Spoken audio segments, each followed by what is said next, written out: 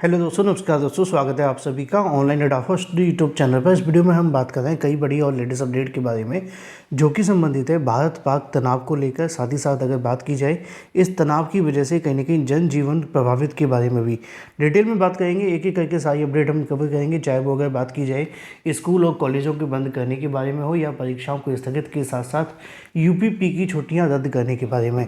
क्योंकि यहाँ पर आप सभी जानते हैं कि इस समय पर जो तनावपूर्ण माहौल बना हुआ है उससे कहीं ना कहीं सरकार के माध्यम से, सरकार के साथ साथ अगर हम बात करें तो सबसे बड़ा जो मुख्य रोल है वो हमारी कहीं ना कहीं भारतीय सेना का भी है। उनकी तरफ से पूरे प्रयास किए जा रहे हैं कि कैसे भी न कैसे करके जो कंडीशन है उसको कहीं ना कहीं अंडर कंट्रोल ही रखा जाए। और अभी तक हमने देखा भी है कि हमारी जो कंडीशंस हैं वो पूरे तरीके से अंडर कंट्रोल हैं। लेकिन निश्चित तौर पर जो भी चीज़ें होती हैं उससे थोड़ा प्रभावित भी होते हैं।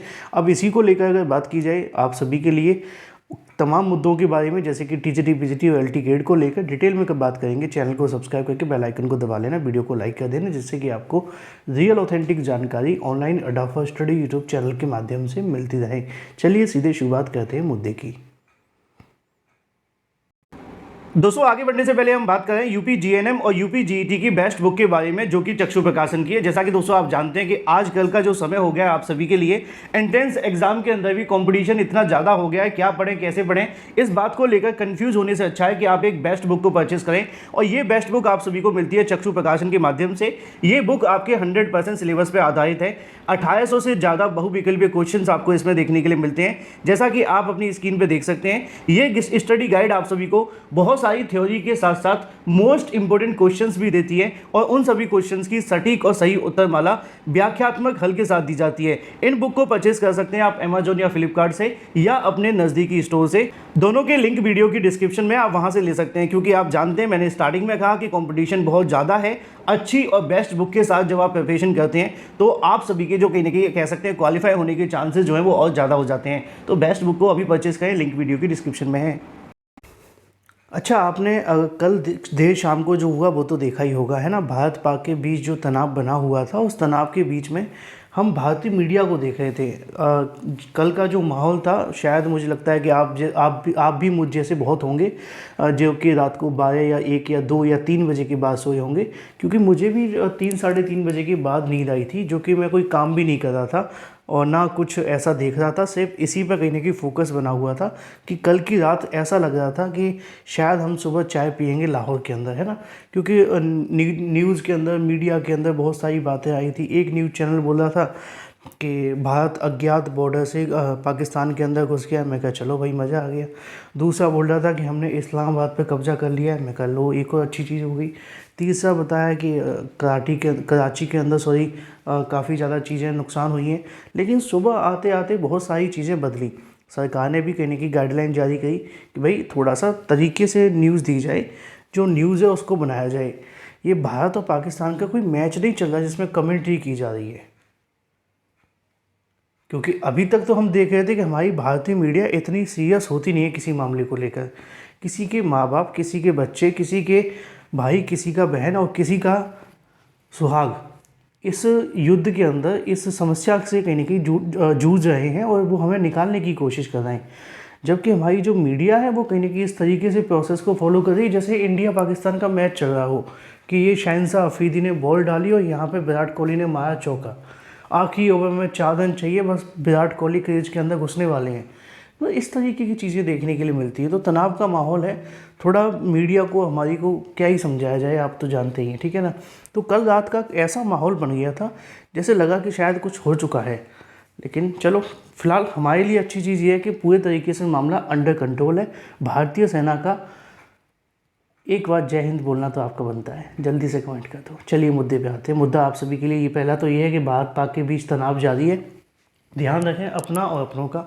दूसरा ये है कि स्कूल कॉलेजों को बंद किया जा रहा है। अभी आज भी स्कूल कई जगहों पर बंद रखे गए थे।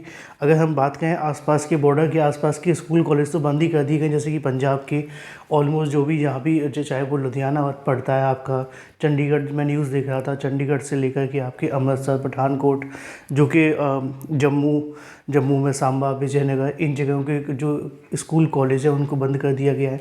इसके अलावा और भी कई ऐसे राज्य हैं जो अपने स्कूल कॉलेजों को बंद कर रहे हैं जिससे कि किसी प्रकार की कोई अव्यवस्था ना हो और जो फोकस है बना रहे। कई परीक्षाओं को भी स्थगित किया गया है। एक सीए का एग्ज़ाम भी होना था, उसको भी यहाँ पे स्थगित कर दिया गया है। उसका रीज़न भी यही है कि सिक्योरिटी। यहाँ पे अगर बात की जाए यूपीपी के माध्यम से एक नोटिस भी जारी किया गया। आप देखेंगे कि पुलिस आयुक्त द्वारा लखनऊ में दिए गए आदेश के अनुपालन में पुलिस कमिश्नरेट की तरफ से समस्त प्रकार के अवकाश को तत्कालिक प्रभाव से रद्द कर दिया जाता है, विशेष परिस्थिति को छोड़ करके। ठीक है ना, विशेष परिस्थिति को छोड़ करके बाकी जितने भी कहने की छुट्टियां उनको रद्द कर दिया गया है। और यहाँ पे आदेश जारी कर दिया गया है कि जो पुलिसकर्मी पूर्व से आकस्मिक अवकाश में हैं उन्हें तत्काल कर्तव्य पर वापस बुलाया जाए। विशेष परिस्थितियों में अवकाश संबंधी पुलिस उपायुक्त द्वारा स्वीकृत किया जाएगा। ठीक है, तो ये तो मामला ये हो जाता है। तो तनावपूर्ण समय है, एकजुटता बहुत आवश्यक है। चलिए बात कर लेते हैं अपनी अगली अपडेट के बारे में, जो कि संबंधित है यूपी टीजीटी और पीजीटी के बारे में। जैसा कि दोस्तों आप जानते हैं कि शिक्षा सेवा चयन आयोग के माध्यम से टीजीटी पीजीटी भर्तियों को लेकर भी प्रोसेस चल रहा था। अब जो तनावपूर्ण समय है उसमें कहीं ना कहीं आयोग भी इस समय पर अगर बात की जाए भर्तियों को लेकर तैयारी कर रहा है, क्योंकि अगले महीने पीजीटी की परीक्षा करानी है ना, और उसके बाद में फिर टीजीटी की परीक्षा करानी है। तकरीबन 5 लाख अभ्यर्थी बैठेंगे पीजीटी के अंदर, 4 ही मान लो। टीजीटी के अंदर बैठने वालों की संख्या थोड़ी सी कम रहेगी। लेकिन ऐसी स्थिति में अगर बात की जाए आयोग के सामने भी चुनौतियां बहुत सारी आने वाली हैं, क्योंकि अभी का जो समय चल रहा है उसमें ज़्यादा तैयारियों पर फोकस भी नहीं किया जा रहा है। पिछले 2-3 दिनों से अगर बात की जाए तो आयोग बहुत कुछ करने की कोशिश कर रहा था कि भाई हम इससे संबंधित एक पत्र जारी करेंगे, एक पत्र जारी करके परीक्षा केंद्रों से संबंधित डाटा मांगेंगे, क्योंकि टीजीटी के लिए भी तो परीक्षा केंद्र अभी बनाने हैं। तो ऐसे में तमाम चीज़ें कहीं ना कहीं करनी थी।